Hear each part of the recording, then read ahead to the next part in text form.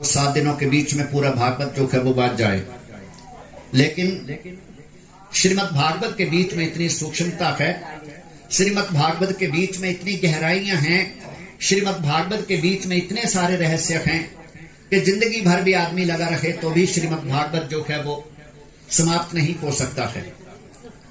श्रीमद् भागवत कोई, ये तो सब हम जानते हैं कि भगवान जी का अवतार कैसे हुआ, उन्होंने क्या कुछ लीला की, परमात्मा ने संसार के बीच में इस जगत को चलाने के लिए क्या कुछ नियम जो है वो हमें सिखाए समझाए, ये श्रीमद् भागवत है।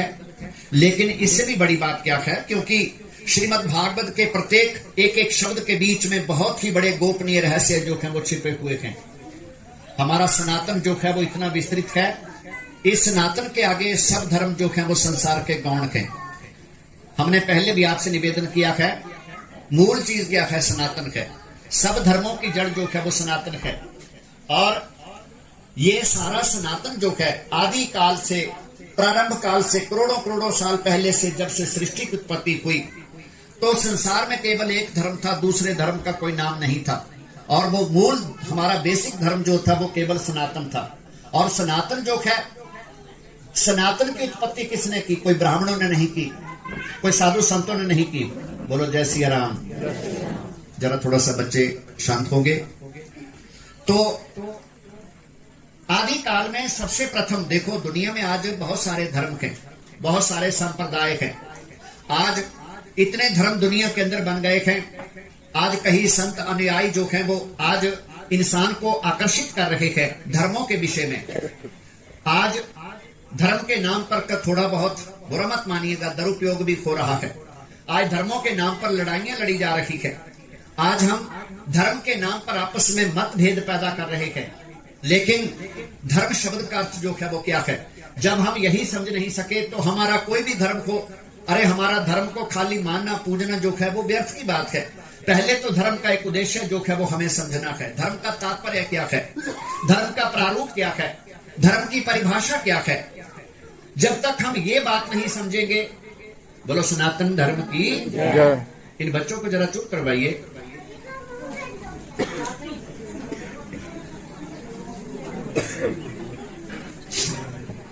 बोलो सनातन धर्म की।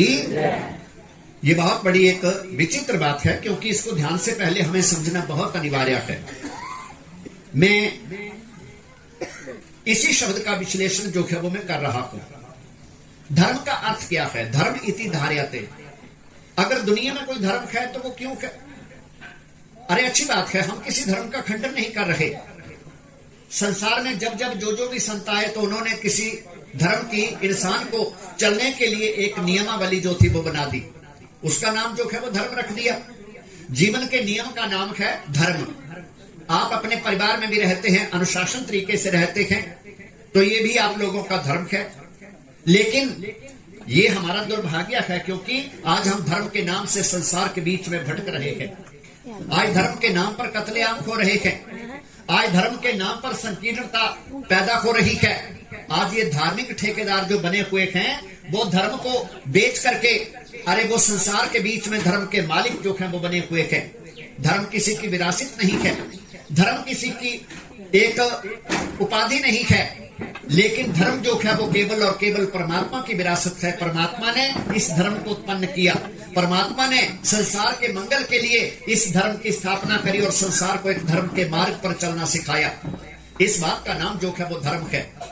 तो बात का विषय क्या है? क्योंकि कितने राक्षसों के नाम हैं, कंस है, रावण है, जरासंध है, दत्तवक्त्र है, तृणावर्त है, कितने राक्षसों के नाम, हजारों लाखों राक्षसों के नाम आते हैं।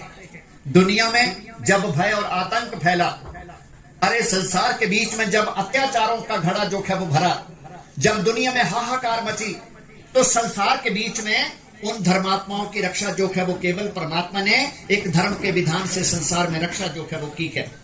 इस प्रकार से धर्म का एक मूल रूप जो है वो क्या है? आप ये मत समझना कि खाली एक मंदिर का ही नाम धर्म है। आप ये मत समझिए कि ये जो 7 दिन हमने यहाँ पर लगा दिए तो हमारा यही एक धर्म का साधन है। लेकिन आपका हर दिन, आपकी हर दिनचर्या, आपका कहना, सुनना, बोलना, खाना, पीना, उठना, बैठना, समाज में रहना, ये भी एक धर्म है। ये भी आपका एक नियम है, क्योंकि नियम का नाम धर्म है, अनुशासन का नाम धर्म है। अजी महाराज, जिस परिवार में अनुशासन ठीक हो ना, वो परिवार सुखी और समृद्ध रहता है। लेकिन जिस परिवार का अनुशासन भंग हो जाए, जिस परिवार की कोई मान मर्यादा ना हो, अरे जिस परिवार के बीच में सदा की अधर्म का पालन किया जाए, अनुशासन भंग किया जाए, वो परिवार जो है वो कभी सुखी नहीं रहता है। मैं आपको एक उदाहरण दूंगा। कौरवों पांडवों ने जुआ खेला, और यद्यपि ये विषय ऐसा था कि जुआ जो है वो वहां पर खेला गया, तो उस जुए के बीच में, अरे जिस घर के बीच में कौरवों का मामा जो था शकुनी, गांधारी का भाई, अरे जिस घर के बीच में ऐसे कपटी लोग रहते हो, अरे जिस घर के अंदर ऐसे कपटियों का बोलबाला चलता हो, जो लोग अपनी भाषा में हम कहते हैं ना कानों के कच्चे, अपनी भाषा में हम कहते हैं, अरे कई आदमियों की नीति ऐसी होती है जो घर फोड़ू होते हैं, जो किसी के घर को तोड़ देते हैं।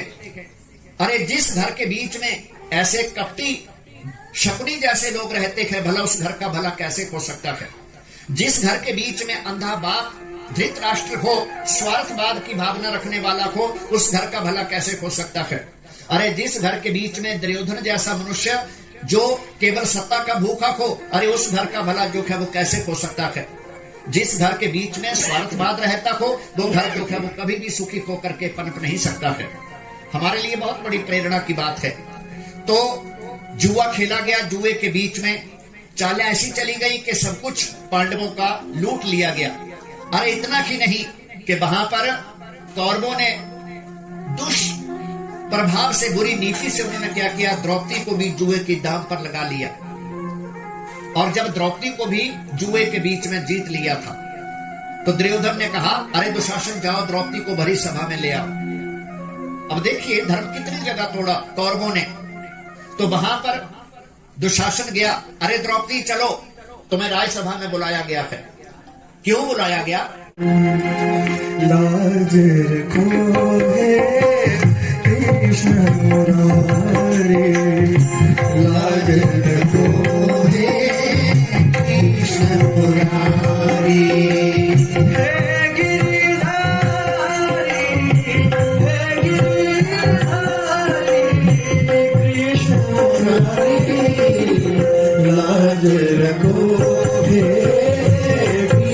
मुरारी, लाज रखो हे कृष्ण मुरारी, लाज रखो हे कृष्ण मुरारी, लाज रखो हे कृष्ण मुरारी। कहता है खुद को बलशाली,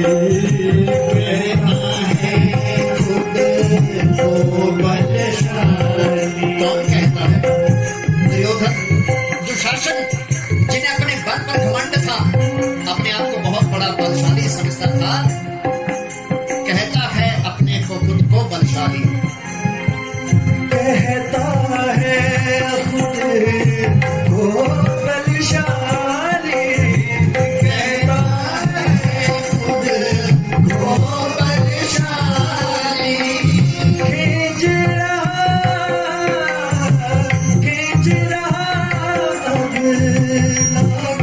साड़ी, लाज रखो हे कृष्ण मुरारी, लाज रखो हे कृष्ण मुरारी। वासुदेवा श्री कृष्ण गोविंद हरे मुरारी,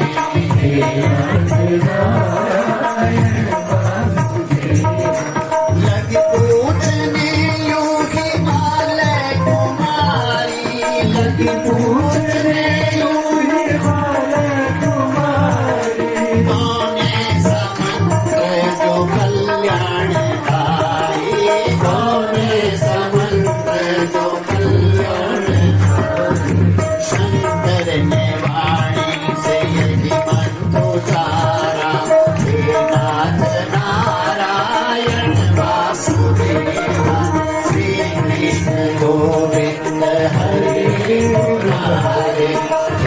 नाथ लगी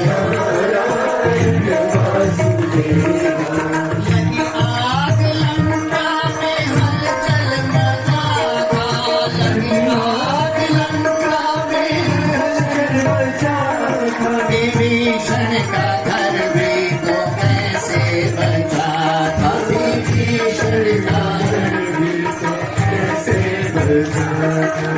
यही मंत्र लिखा था कुटिया में सारा, हे नाथ नारायण वासुदेवा, श्री कृष्ण गोविंद हरे मुरारी।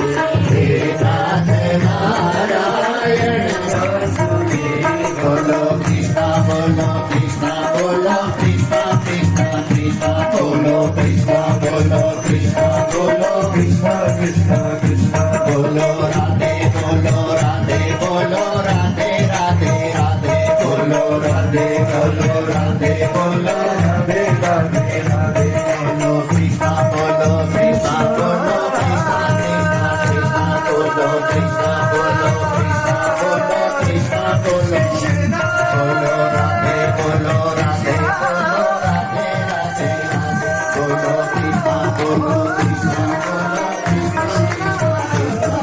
कृष्णा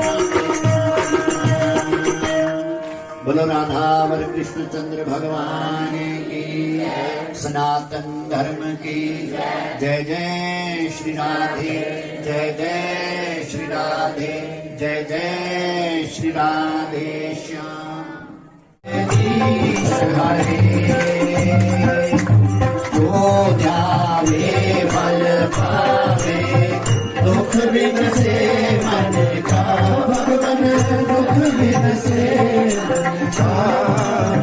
सुख संपत्ति घर आवे, सुख संपत्ति घर आवे, काश मिटे मन का। ओम जय जगदीश हरे। मात पिता तुम मेरे, शरण पड़ू मैं किसकी, भगवन शरण पड़ू मैं किसकी। तुम बिन और न दूजा, प्रभु बिन और न कोई, आश करूं मैं किसकी। ओम जय जगदीश हरे। तुम पूर्ण परमात्मा, तुम अंतर्यामी, भगवन तुम अंतर्यामी। पार ब्रह्म परमेश्वर, पार जगदीश हरे। तुम करुणा के सागर, तुम पालन करता, भगवन तुम पालन करता।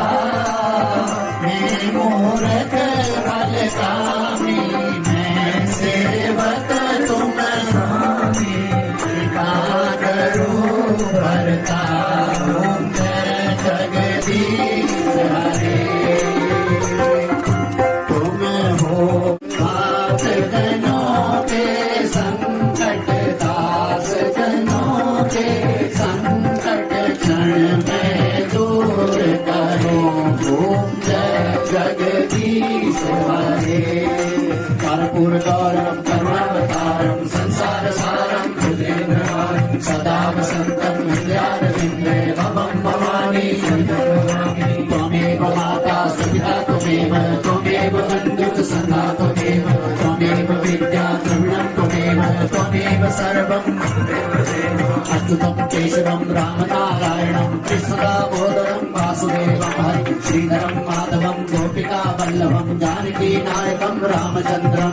त्वमेव माता सपिता त्वमेव, त्वमेव बन्धुः सखा त्वमेव, त्वमेव विद्या द्रविणं त्वमेव, त्वमेव सर्वं मम देव देव, त्वमेव सर्वं मम देव देव, त्वमेव सर्वं मम देव देव।